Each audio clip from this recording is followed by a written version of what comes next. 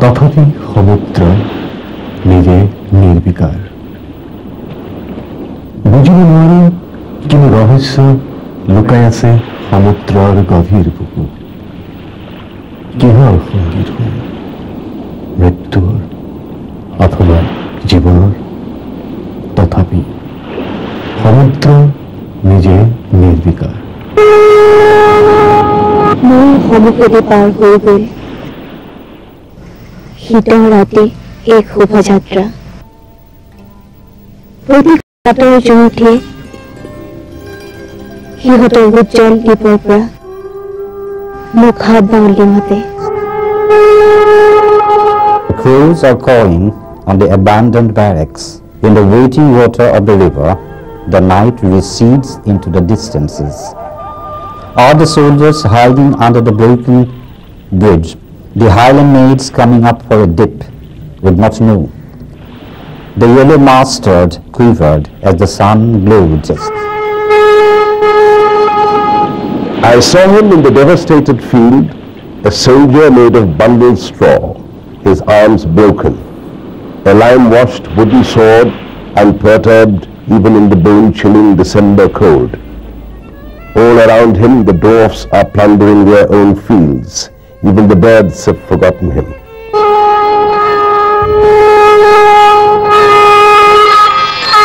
On a winter night, a procession moves past me. Torches raised by many hands beckon me from those bright islands. How do I see their sparkling dances? Through my eyes or through my head?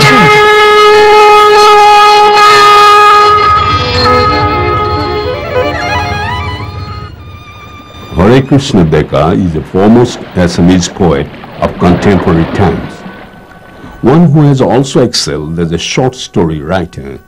He is primarily a poet who has traversed and explored diverse terrains.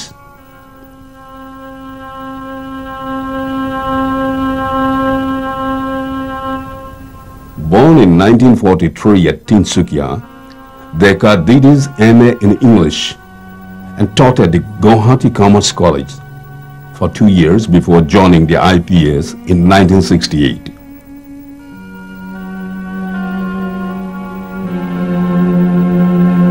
Deka's flowing pen has not stopped for a moment despite his tiring responsibility in the trouble-torn state. He has compartmentalized his vocation and his passion in such a manner that his poems hardly reflect the tension he must have constantly gone through as the topmost police personnel of the state. Hare Krishna Deka's poems reflect the sensibilities of a sensitive modern man. The romantic and the poetic in him filter through finely chiseled expressions that also mark the angst as well as the delicate feelings of a cultured mind. Deka's words do not flow like the vibrant stream coming down the hill, but they are chosen carefully with layers of meaning and need to be read and understood with patience. But once they are understood and the rhythm gets into, they keep haunting the mind. That is why Deka is more a poet for the discerning reader than the casual one.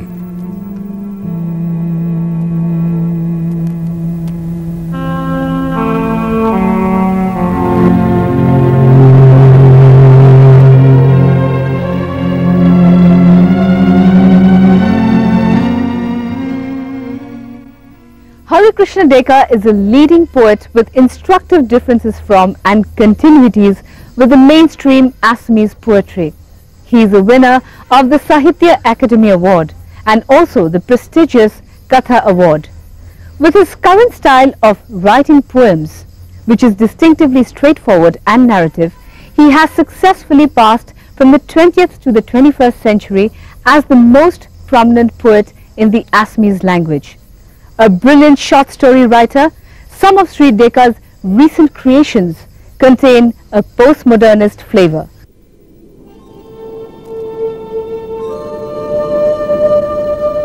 Sleep didn't come to me tonight. It was not because of insomnia, nor fear, nor weakness. Sleep doesn't come to me. Like the hum of the dung beetle, the mixed, confused noise that is floating down has stopped long back. Also over the town, the pure pictures of stars shine. The moon, coming out, stands on the floor of the sky. Is it the reflection of my manliness? The golden path of the crops shines. I realize that like all women, the earth becomes pregnant. Do the crops, dancing in the wave of moonlight, give the hint of someone's secret love? I do not know so many things. I do not understand. Come in the grassland of moonlight, let us sleep. I hear the stricken cry of the deer floating down the moonlight. I have realized all these crops, all this golden corn will return to your soft breast, becoming drops of honey.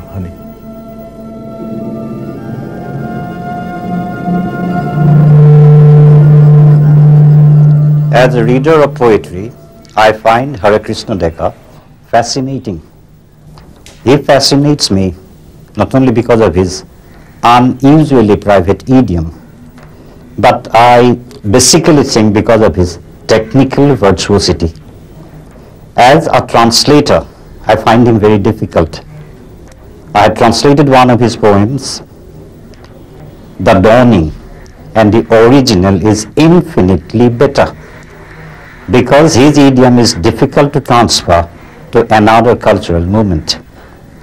I have been reading him since the 60s, and he is not repeating his successes. I consider him a very significant poet because he was the first Assamese poet to introduce the element of the narrative into the lyric.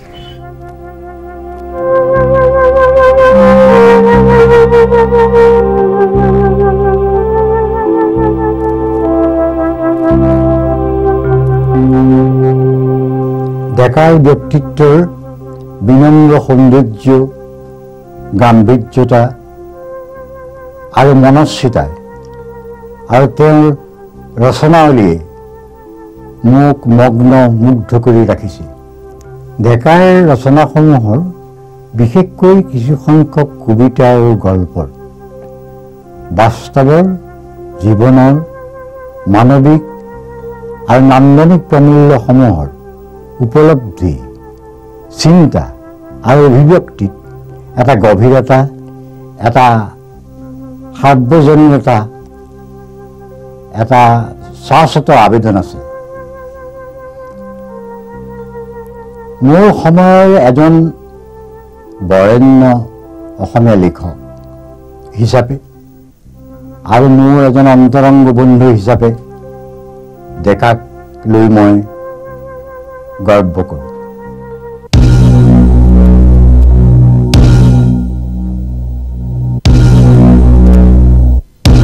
Mr. Hare Krishna Deka is one of the most prominent poets of Assam, and he is also a novelist and a short story writer.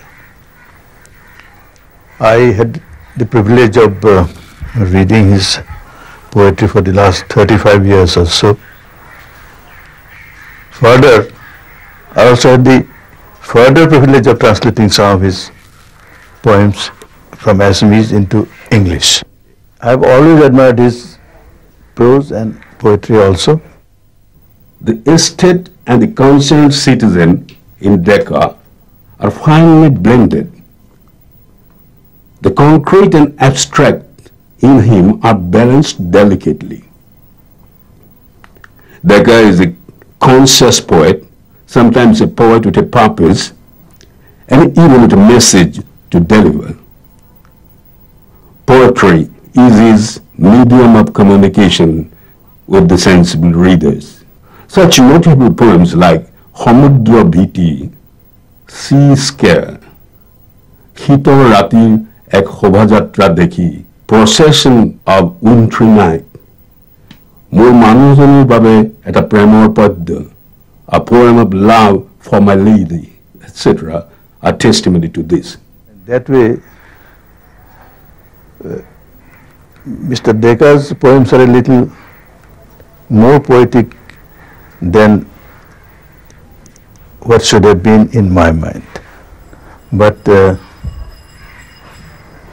are very different kinds of modernism. He has a greater touch of romanticism, I suppose. Many of Hare Krishna Deka's poems are intensely personal.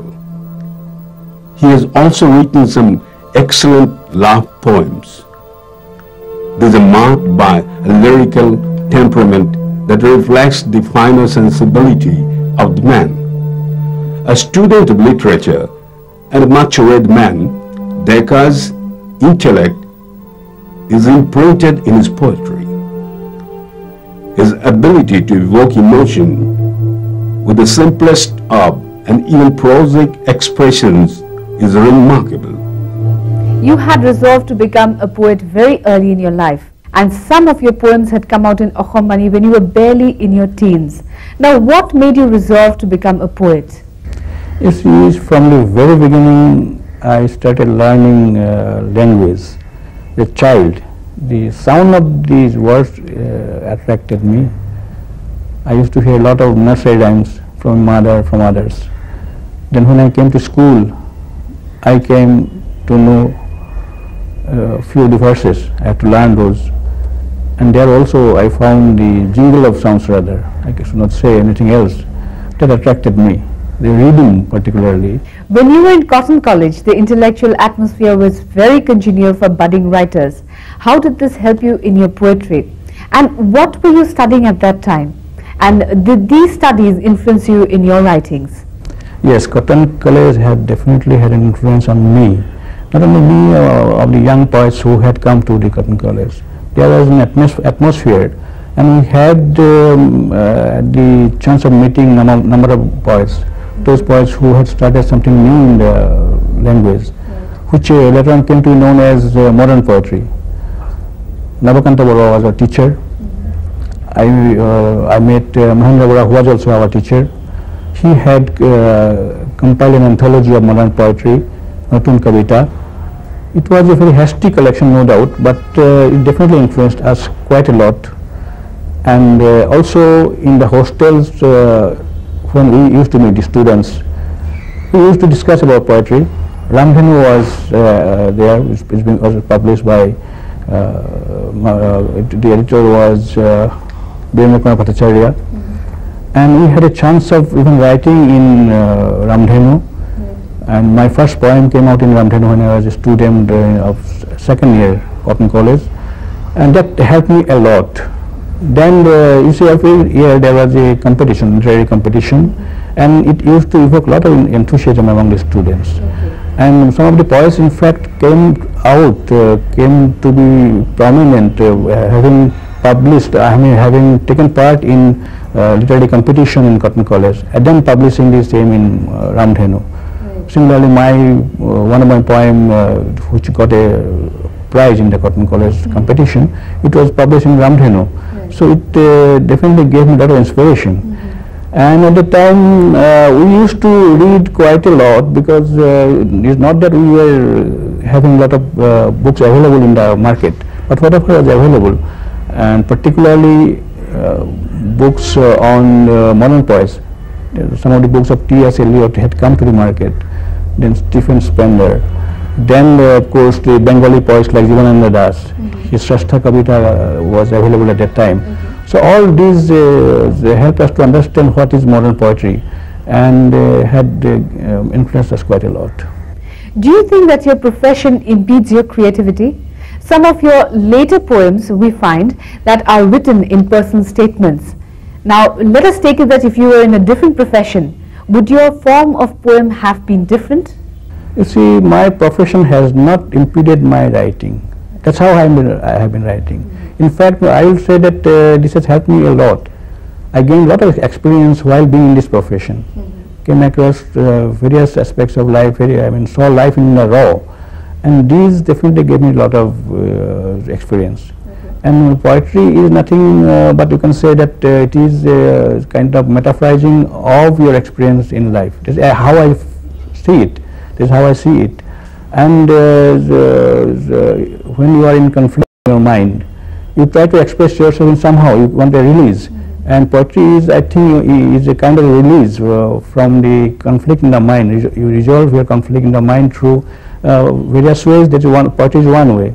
So whenever I was in conflict, because of being in this profession, poetry helped me to resolve my conflict, metaphorizing my experience into language, and by means of creativity through language.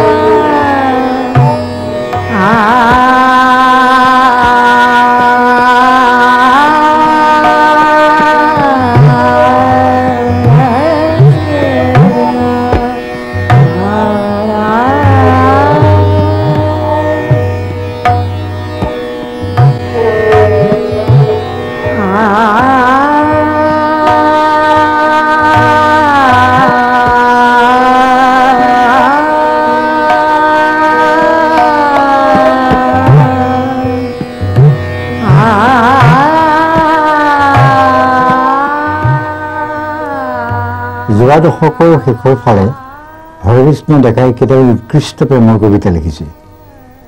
সেইবিলাকৰ ভিতৰত মোৰ আটাইতকৈ প্ৰিয় কবিতাটো পঢ়িবলৈ লৈছোঁ। কবিতাটোৰ নাম মোৰ মানুহজনীৰ বাবে এটা প্ৰেমৰ পদ্য। দুকুৰিৰ সীমা পাৰ হৈ তিনি কুৰিৰ বাটেৰে গৈছোঁ। বাটৰ মোৰ নাপালেও সময় আছেনে এতিয়াও মোৰ মানুহজনীৰ বাবে এটা প্ৰেমৰ পদ্য লিখা। তেওঁৰ আগবয়সীয়া চুলিৰ ৰূপালী ভাজৰ ছাঁ, কপালৰ বলিত ৰেখাত সময়ে আচৰা আহ, কিন্তু তাৰ নামনিত এতিয়াও দেখো সেই ৰাজকুৰি হাঁহি, যি মোৰ হৃদপিণ্ডক এদিন জীয়াই তুলি দৰে নুচুৱাই ৰাখিছিল। Crossing the bar of 40, I'm walking down the road to 60. Though I do not understand the nature of my road, is there still time to write for my lady a poem of love?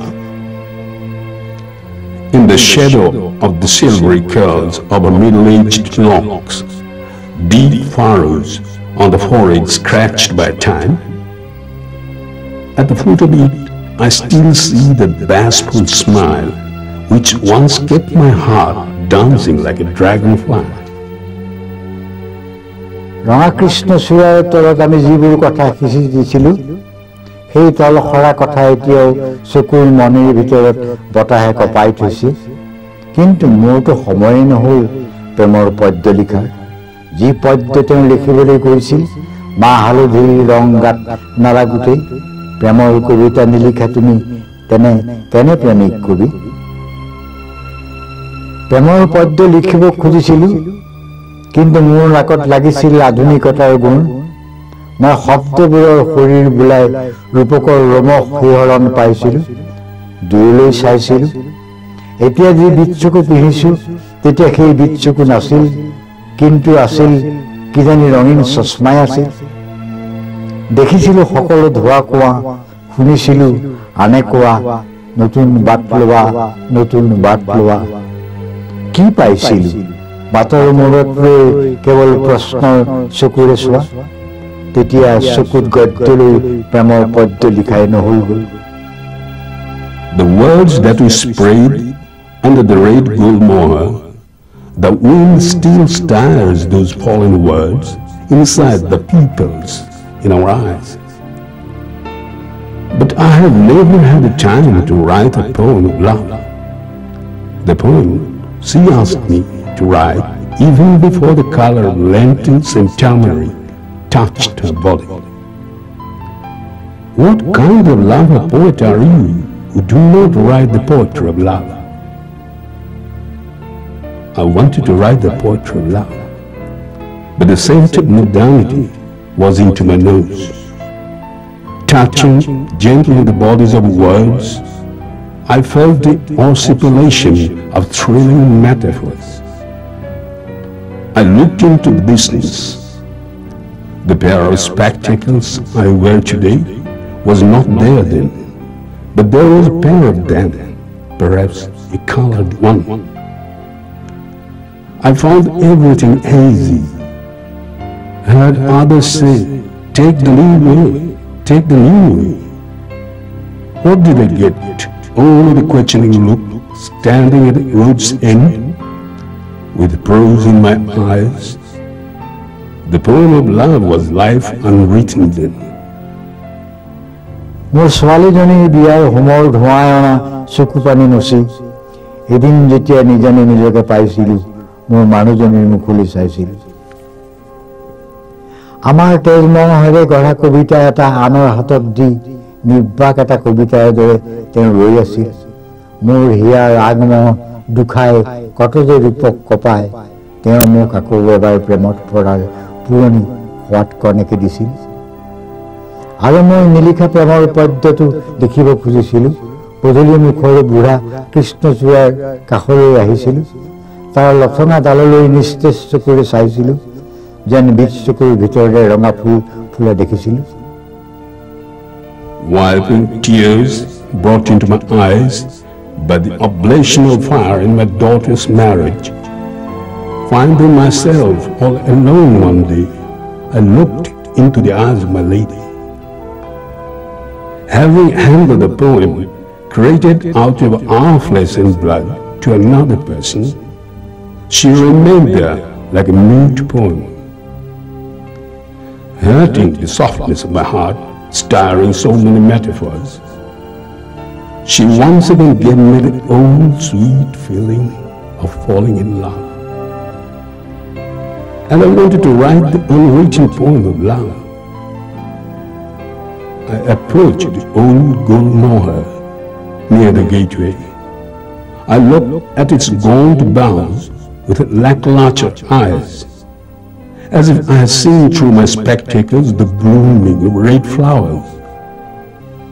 কিন্তু মোৰ পুথলি মুখৰে কিৰিলি পাৰি ল'ৰাহঁত গৈছে, পূব আকাশৰ বেলিটো ৰৈছে।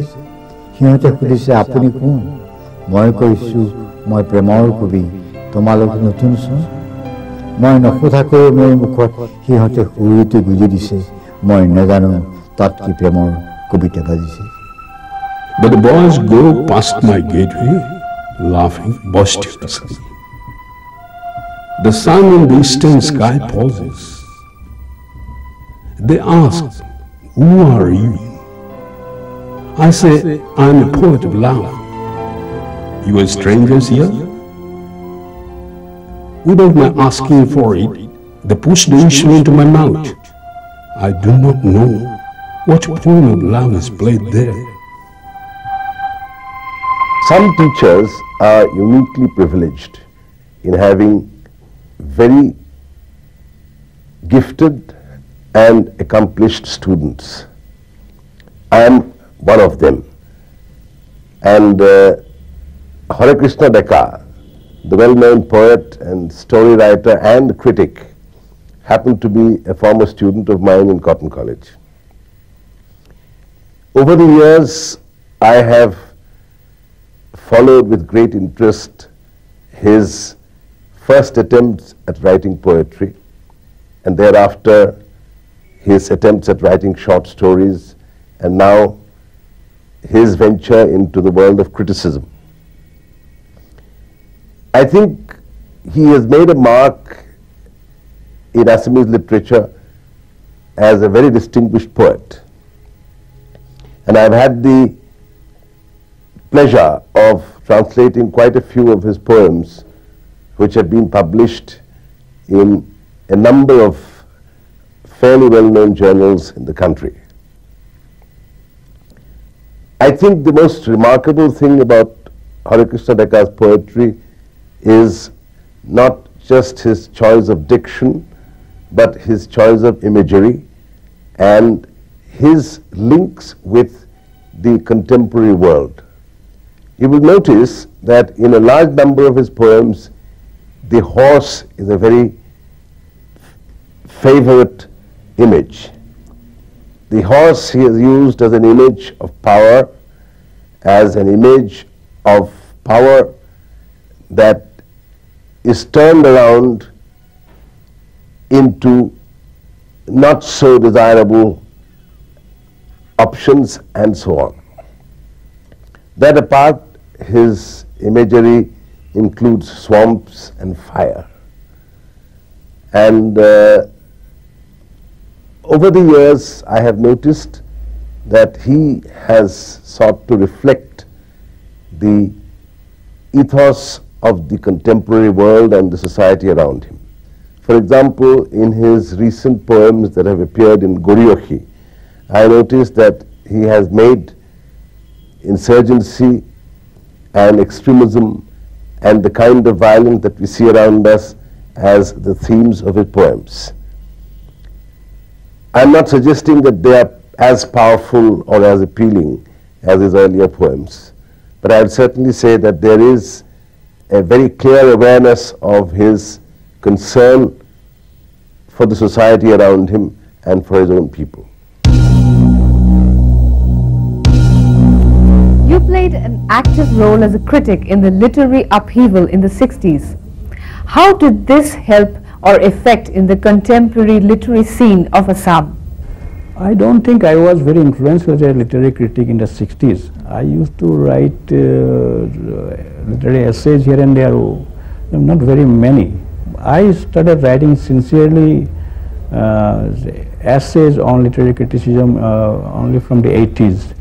I felt that much of our literature was misunderstood, not understood, and there was a lot of confusion about the quality, about the sort of writing that is prevalent in the literary market. So I felt that I must write something about that, and I started analyzing the poems which I considered to be good and considered to be helpful for the young people, and then also on short stories. So that's how from 80s only I am in this field of criticism, you can say. And I cannot give a judgment whether I am influential or not, but some people say that yes, I have written some good essays on criticism. That's all. In Ratir Hubhajatra and Anajon, you have evolved a style of your own which has marked you different from the other contemporary poets like Nilamani Fukonn.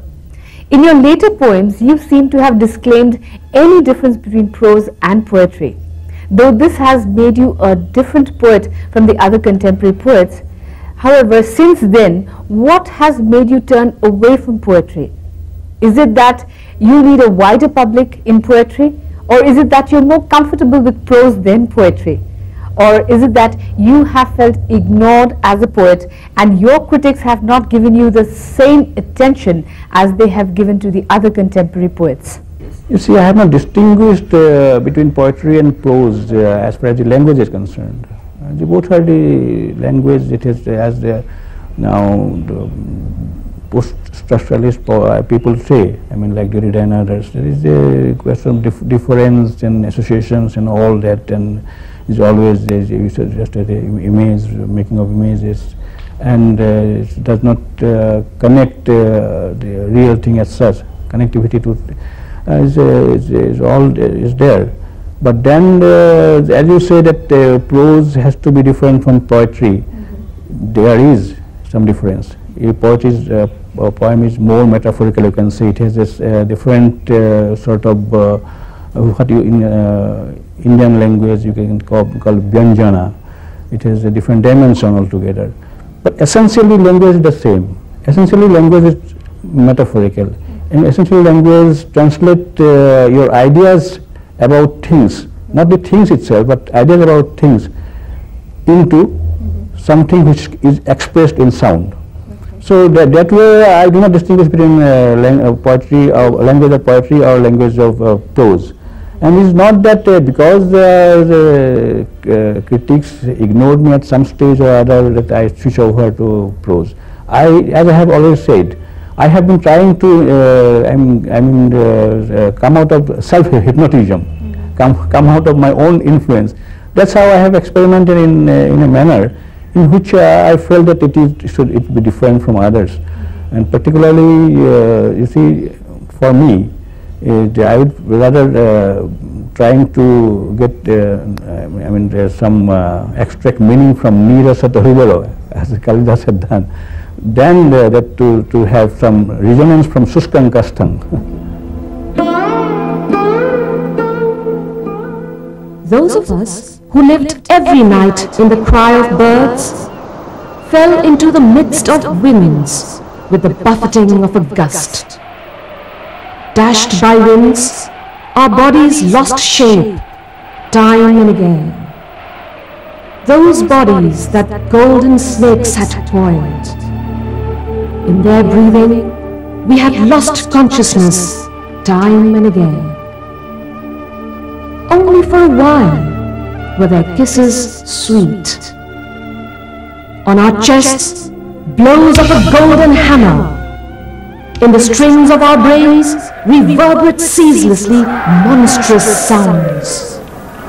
The same strings on which had sounded the xylophone of the night's wind.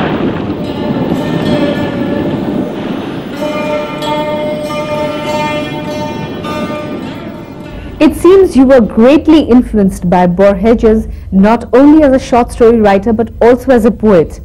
Were you reading Borges at the time of writing your celebrated poem Samudrabhiti? Now, Samudrabhiti might remind one of Borges' The Sea. Now, I don't know one thing, whether Borges had written earlier than yours. Were you also influenced by Borges' title of poems called El Otro, El Mismo, which is meaning the self and the other, when you had titled your collection of poems as Anejon? You see, Borges is definitely is one of my favorites. Intellectually, I consider him one of the, greatest intellectual writer of this century. But when I wrote Samudraviti, I was a student. I was studying in Cotton College, probably in third year or so, very young. And I did not hear about Borges at that time. So, influence of Borges on my particular poem, Samudrabhiti, that question does not arise at all. As regards this Anejon, that also I was surprised to find the similarity of the name of my poem and the name of his book. But then these are two different poems. My first acquaintance with Borges was through his short stories, and I was completely bowled over by his short stories. I came across his poetry much later. Among the beautiful poems Deka composed in the 60s, the most outstanding is Samudrabhiti, The Sea Scare. This poem, in its lyricism and profundity, not only excelled all other poems of this period, but also set him apart from his contemporary and established him as a figure of consequence on the literary scene of Assam. In Hare Krishna Deka's poem, the sea is a cosmic sea. Moreover, the sea is just an entity in Deka's poem. It's not the theme. The theme is the poet's meditation over the transience of his creative efforts in the ocean of time. ভয় লাগে সমুদ্র, তথাপি সমুদ্র নিজে নির্বিকার। বুঝিব নোৱাৰো কিন্তু ৰহস্য লুকাই আছে সমুদ্ৰৰ গভীৰ বুকুত। কিহৰ সংগীত শুনো, মৃত্যুৰ অথবা জীৱনৰ? তথাপি সমুদ্ৰ নিজে নিৰ্বিকাৰ। ভয় লাগে, সেইবাবে বৰ ভয় লাগে। যিদৰে নুবুজো মই গৰ্ভৱতী নাৰীৰ দৃষ্টিক, যিদৰে নুবুজো তাইৰ ক্লান্তি জীৰ্ণ নয়নৰ ভাষা, সিদৰে নুবুজো এই সমুদ্ৰ। সমুদ্ৰ নিজেই এক সুপ্ৰাচীন নাৰী, চিৰদিন গৰ্ভৱতী। The sea scares me so, though she herself is impassive. The mystery that lurks in the depths of her bosom is beyond me. Whatever is the strain that I hear, of birth or death, if the sea herself is indifferent, she scares me. That's why the sea scares me so. As I can't fathom the gaze of an expectant woman and fail to follow the idiom of her weary eyes, I just don't understand the sea in the self-same way. The sea herself is a fabled, ancient woman, forever expectant. Who can tell what her mood would be? Maybe she'll deliver the breezy brigands of Avi. I too am a father and have sired a myriad children, have raised them, have given light to their eyes, and to their throat the idiom of my heart and my conscience. Now I would have them hear the ever-rolling music of time. And that is why I have trudged all this while to look for the wreathed horn in the sea. But suddenly, it's a scare I get. The sea scares me so.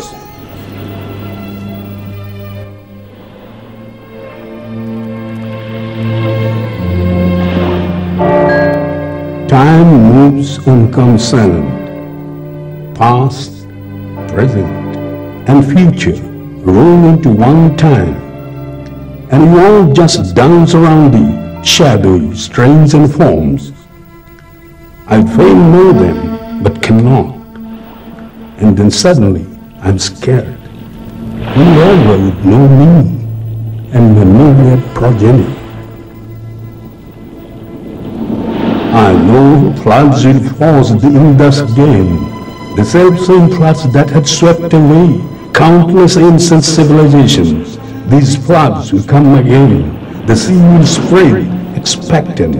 Death will come with a dark and muted footfalls.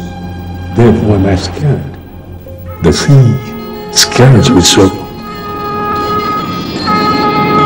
If the corns will blow to rain the air, even though I know dark will be all suddenly, and gradually all music will cease, the rise and roll in time, and we all just dance around the shadowy strains and forms.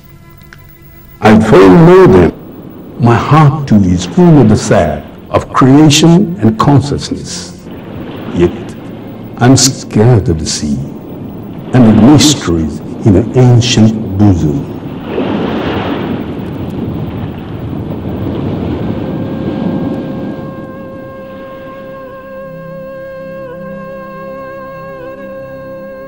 This celebrated Assamese poet, it seems, has still a long way to go, and the new spurt of discussion and the new wave of interest on him must surely enthuse him for some more immortal creations in the 21st century, as it did in the 20th.